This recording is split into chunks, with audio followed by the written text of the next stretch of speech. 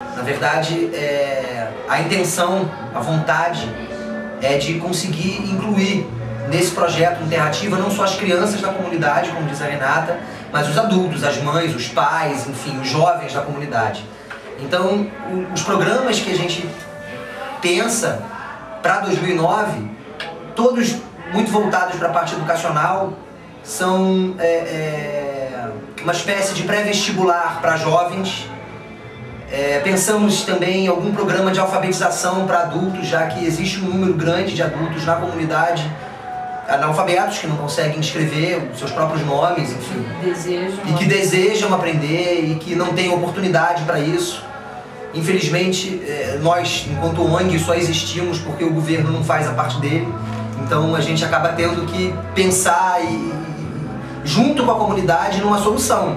Solução não só para essas crianças, mas para os pais dessas crianças, porque a gente acredita que se esses pais forem estimulados de alguma forma através da educação, quer dizer, voltando a estudar, aprendendo a ler, ou ingressando numa universidade, eles vão dar muito mais valor para o estudo dos filhos e isso envolve toda a comunidade. Então a nossa ideia é trabalhar do pai que não consegue ler ou do pai que quer entrar para uma universidade ao filho que sonha com tudo isso e acha tudo isso longe demais da realidade dele.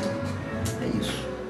As pessoas que moram na comunidade do Fubá, a característica dessas famílias que moram na comunidade do Fubá, que é uma favela, são pessoas pobres, de baixa renda, em que muitas vezes ou o pai ou a mãe trabalha, às vezes nenhum dos dois trabalham, são pessoas desempregadas e que o salário que ganham quando estão trabalhando não cobre as suas necessidades. Sendo assim, isso faz com que a família toda passe necessidades. E também por morar nesses locais onde os governos e a prefeitura não se preocupam com a urbanização desses lugares, e são lugares que muitas vezes não tem saneamento básico nenhum. Então essas pessoas sofrem muito porque não têm condições financeiras para poder morar em outro lugar melhor.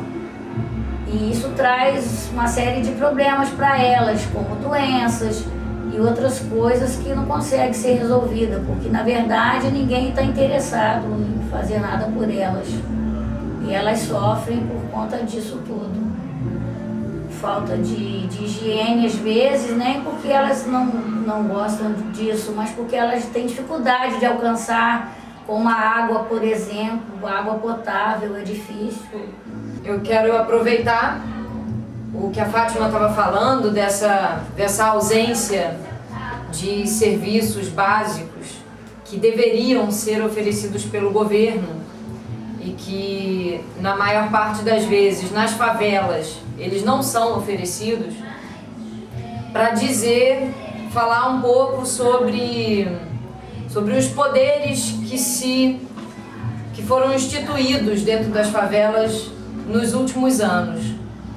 Talvez desde as últimas 2 décadas para cá, né, com a entrada do narcotráfico mais forte nas favelas, isso já se tornou um comentário comum, né, da entrada do poder do narcotráfico nas favelas, muitas vezes cumprindo funções do governo.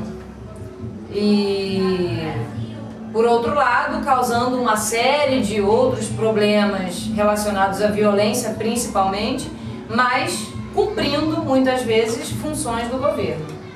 Oferecendo serviços, oferecendo ajudas, cesta básica, por vezes ações assistencialistas, outras vezes não, enfim, não é essa a discussão. Mas o fato é que, nesse momento, a gente vive uma nova realidade, que é a realidade do poder da milícia e do poder do narcotráfico. Esse é o conflito que a gente vive hoje. Não existe o conflito entre o poder do governo e o do narcotráfico como se imagina e como muitas vezes foi desejado que houvesse.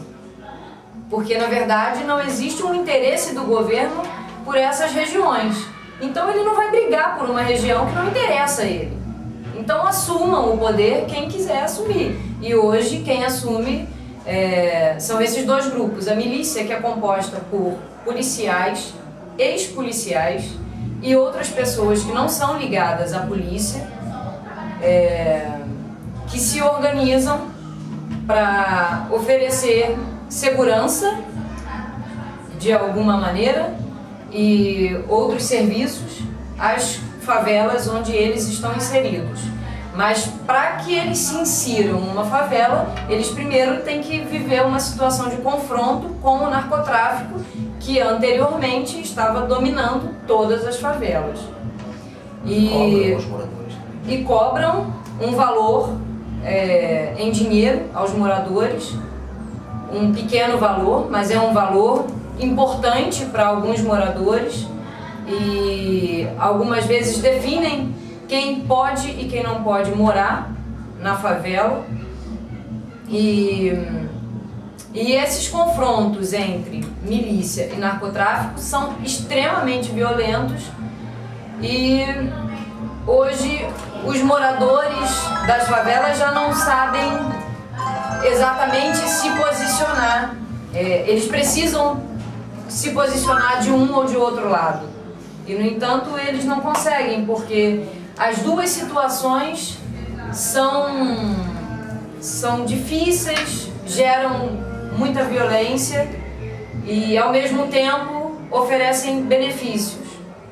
Então todas as favelas vivem essa realidade amarrada a esses dois poderes que se confrontam atualmente.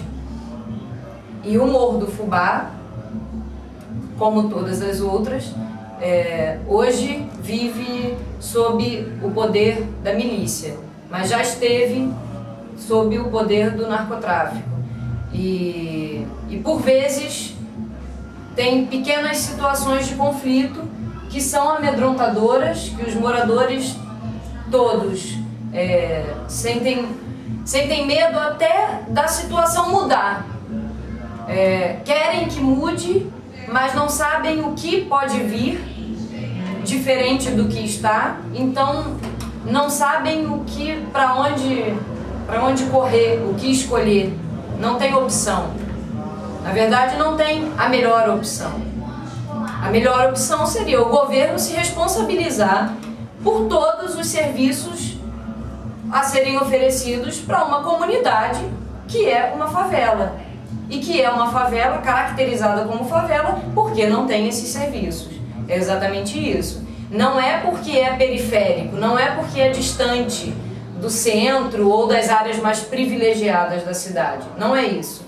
O que caracteriza é que são regiões que não são atendidas, não são consideradas pelo governo.